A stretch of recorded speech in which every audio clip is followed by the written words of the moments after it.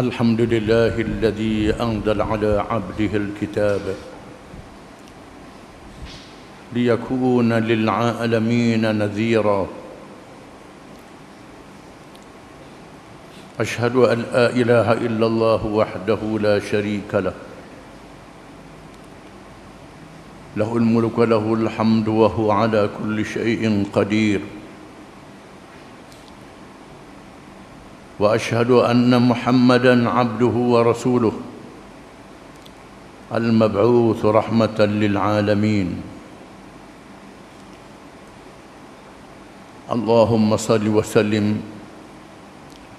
وبارك على حبيبنا وشفيعنا وإمامنا ومعلمنا وقدوتنا محمد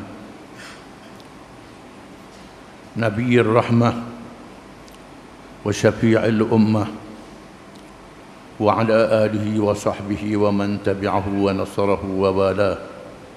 أما بعد، فيا عباد الله اتقوا الله وتزودوا فإن خير الزاد التقوى وقد فاز المتقون. Wahai hamba-hamba Allah, bertakwalah kepada Allah dengan mengikut segala perintahnya dan meninggalkan segala larangannya, dan carilah bekalan. Sebaik-baik bekalan itu ialah bertakwa kepada Allah. Maka sesungguhnya berjayalah, yakni di dunia dan di akhirat, orang-orang yang bertakwa kepada Allah. An Abi Hurairah radhiyallahu anhu qala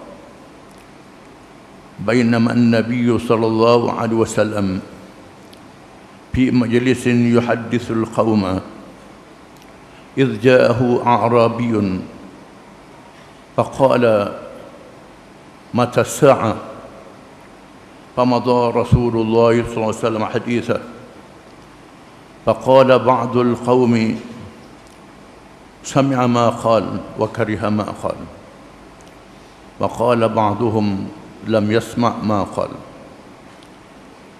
فلما قضى حديثه قال أين أراه السائل عن الساعة؟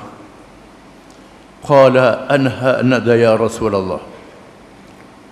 قال إذا ضيعت الأمانة. قال كيف إضاعتها يا رسول الله؟ قال إذا وسد الأمر إلى غير أهله فانتظر الساعة. رواه البخاري. Maksudnya daripada Abi Hurairah radhiyallahu anhu, katanya sedang Rasulullah SAW berada dalam majlis bercakap-cakap dengan mereka yang hadir.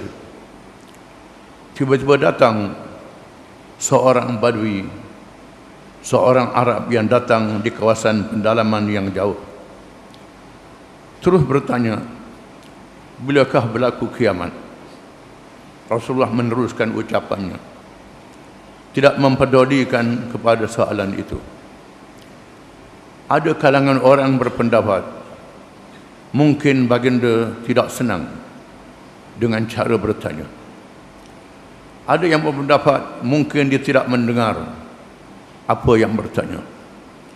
Setelah selesai menyampaikan ucapannya, lalu bersabda, mana dia orang yang dilihat bertanya tentang kiamat tadi? Lalu orang itu berkata, ini saya wahai Rasulullah. Sabda Nabi SAW, apabila disia-siakan amanah. Lalu dia bertanya lagi, bagaimanakah disia-siakan amanah itu wahai Rasulullah? Sabdanya, apabila diserahkan urusan umat kepada orang yang bukan ahlinya. Hadis ini menunjukkan kisah yang sangat menggerunkan daripada seorang Arab buta huruf yang datang dari kawasan pendalaman, yang beriman kepada Allah dan Rasul, percaya kepada hari kiamat, dan percaya akan berlakunya hari kiamat yang memusnahkan alam ini. Lalu mengemukakan soalan, bilakah berlakunya peristiwa yang sangat dahsyat itu. Lalu Nabi SAW tidak mensia-siakan orang yang bertanya, walaupun seorang yang datang dari jauh yang tidak dikenali, menegaskan bahawa tanda-tanda dimusnahkan dunia kiamat apabila diperkecil, dia sia-siakan amanah. Amanah yang paling besar ialah mengendalikan urusan.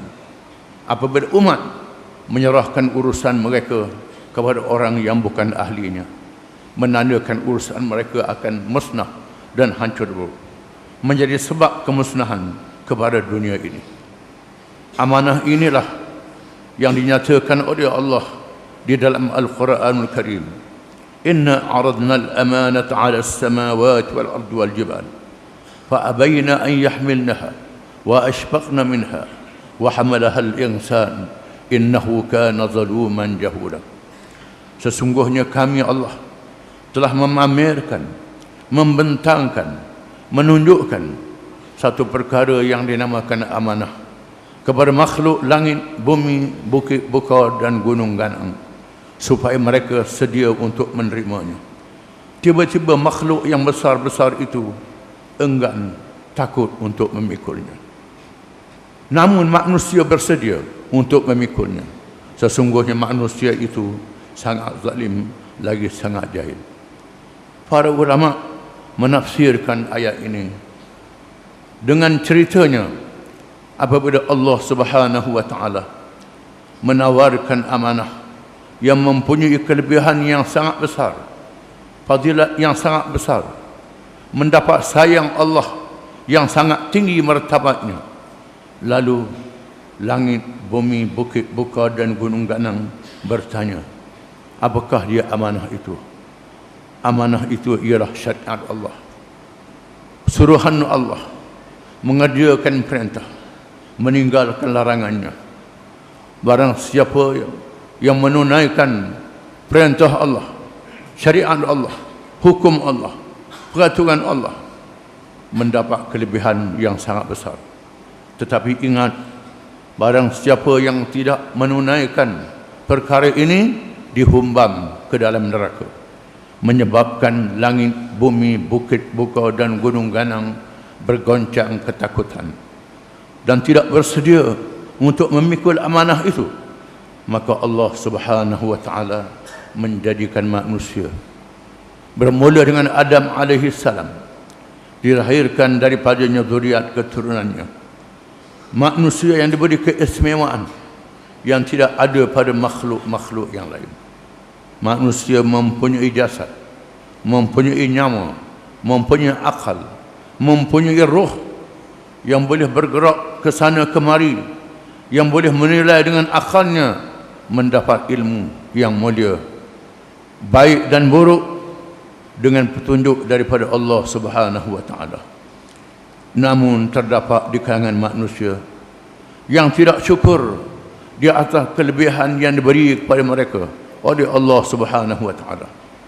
Mereka tidak menunaikan perintah Allah, tidak menyempurnakan suruhannya, mengerjakan larangannya, melakukan maksiat, melakukan kezaliman di atas muka bumi sesama sendiri. Allah Subhanahu wa taala memerintah mereka supaya berlaku adil terhadap sesama manusia, terhadap dirinya, terhadap keluarganya, terhadap makhluk-makhluk yang lain. Adil itu ialah meletakkan sesuatu kena pada tempatnya. Tetapi manusia yang tamak halaba, yang bernafsu besar, tidak menggunakan akal, menyalahgunakan nikmat yang diberi oleh Allah Subhanahu wa taala, menyalahgunakan kuasa, menyalahgunakan rezeki yang diberi oleh Allah, berlaku zalim sesama sendiri, menipu sesama sendiri, melakukan kemusnahan di atas muka bumi. Manusia-manusia yang seperti inilah menjadi sebab kepada berlakunya kiamat, dimusnahkan alam ini. Walaupun Allah Subhanahu wa taala mengutus nabi-nabi dan rasul-rasul alaihi wassalatu wassalam, rasul-rasul itu dipilih daripada kalangan manusia sendiri yang wajib bersifat benar, amanah, menyampaikan yang bijak, manusia yang mulia akhlaknya, yang dilihat oleh kaum masing-masing di zaman masing-masing, bermula dengan Adam sehingga diakhiri dengan Nabi Muhammad sallallahu alaihi wasallam. Namun terdapat di kalangan manusia yang melawan rasul-rasul, yang menghina rasul-rasul, bukan saja tidak mengikut perintah Allah Subhanahu wa taala, bahkan merasak diri mereka sendiri, memakan yang haram, melakukan kerja yang memudaratkan diri mereka sendiri, yang merasakkan diri mereka sendiri apabila melanggar batas sempadan yang ditetapkan oleh Allah Subhanahu wa taala. Marilah dengan penuh sedar dan insaf kita menyadari kelemahan-kelemahan ini dan menyadari di sana ada peluang pintu taubat yang dibuka oleh Allah dengan seluas-luasnya kepada manusia yang kafir supaya beriman, manusia yang berdosa supaya bertaubat. Dibuka dari sejak awal dunia sehingga matahari naik dari arah barat, dari sejak dilahirkan ke dunia sehingga nyawa sampai ke halqum. Mengapa manusia tidak mengambil peluang yang luas untuk bertaubat dan kembali kepada Allah? Sangat zalim dan sangat jahat mereka yang melakukan khianat terhadap amanah Allah, dan lebih jahat mereka yang tidak masuk ke pintu taubat yang luas yang dibuka oleh Allah Subhanahu wa taala. A'udzu billahi minasyaitonir rajim. Innallaha ya'murukum an tu'addul amanati ila ahliha wa idza hakamtum bainan nasi an tahkumu bil 'adl. Innallaha ni'ma ya'zukum bih. Innallaha kana sami'an basira. Sesungguhnya Allah menyuruh kamu supaya menunaikan amanah. Dengan menyerahkan amanah itu kepada orang yang ahli dapat menunaikannya. Dan apabila kamu menghukum di kalangan manusia, semuanya hendaklah berlaku adil. Sesungguhnya Allah menyuruh kamu dengan ajaran yang sebaik-baiknya. Sesungguhnya Allah itu Maha mendengar lagi Maha melihat. Barakallahu li wa lakum bil kitabi was sunnah wa nafa'ani wa iyyakum bil ayati wal hikmah. Aqulu qawli hadha wa astaghfirullah al azim li wa lakum wa li sa'iril muslimin wal muslimat innahu huwal ghafurur rahim.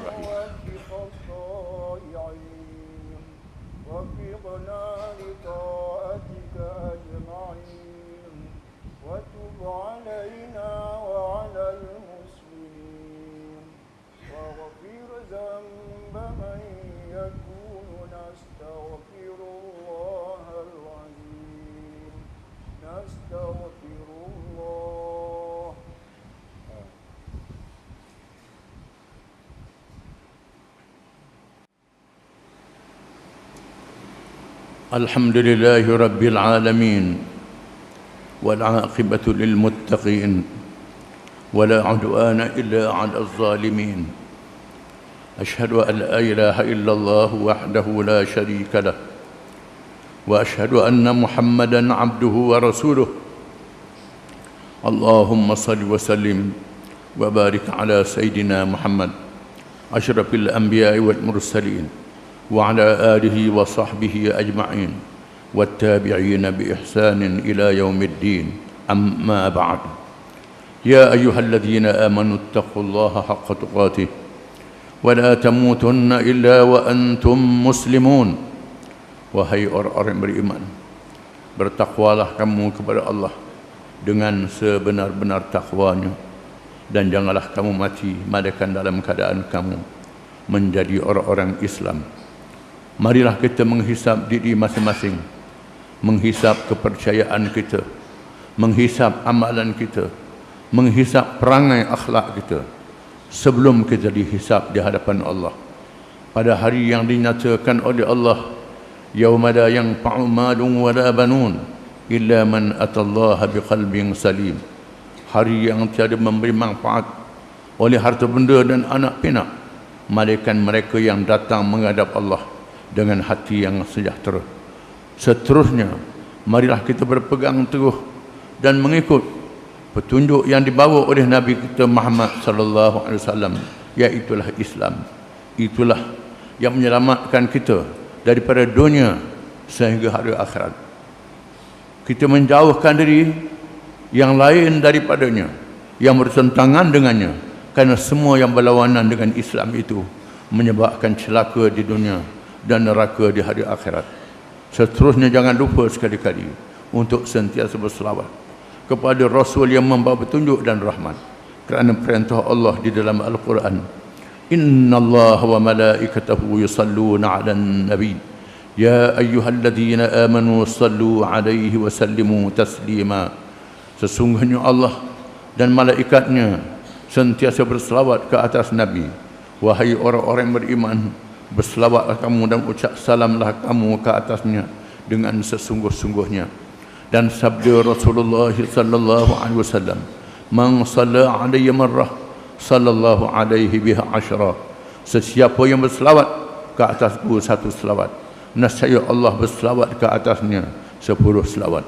Allahumma salli ala Muhammad wa ala ali Muhammad kama sallaita ala Ibrahim wa ala ali Ibrahim fil alamin innaka Hamidum Majid.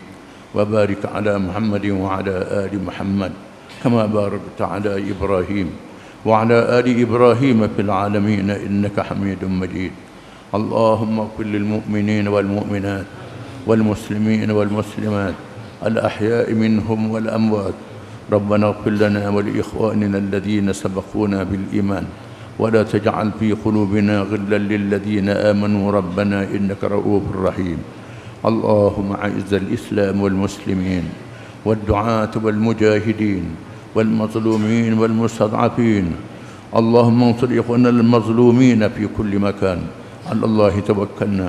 ربنا لا تجعلنا فتنة للقوم الظالمين ونجنا برحمتك من القوم الكافرين. اللهم أصلح أئمتنا وولاة أمورنا وسلطاننا. اللهم اجعل ولايتنا في من خافك واتقاك يا رب العالمين. اللهم ألف بين قلوبنا وأصلح ذات بيننا. ربنا لا تدع لنا ذنبا إلا غفرته ولا مريضا إلا شفيته ولا هما إلا فرجته ولا دينا إلا قضيته ولا مظلوما إلا نصرته ولا حاجة من حوائج الدنيا والآخرة هي لك رضا ولنا فيها صلاح إلا قضيتها ويسرتها وباركتها يا رب العالمين. اللهم حبب إلينا الإيمان، اللهم حبب إلينا الإيمان وزينه في قلوبنا وكره إلينا الكفر والفسوق والعصيان واجعلنا من الراشدين. اللهم آت أنفسنا تقواها وزكها أنت خير من زكاها أنت وليها ومولاها. اللهم إنا نعوذ بك من علم لا ينفع ومن قلب لا يخشع ومن نفس لا تشبع ومن عمل لا يرفع ومن دعاء لا يستجاب له.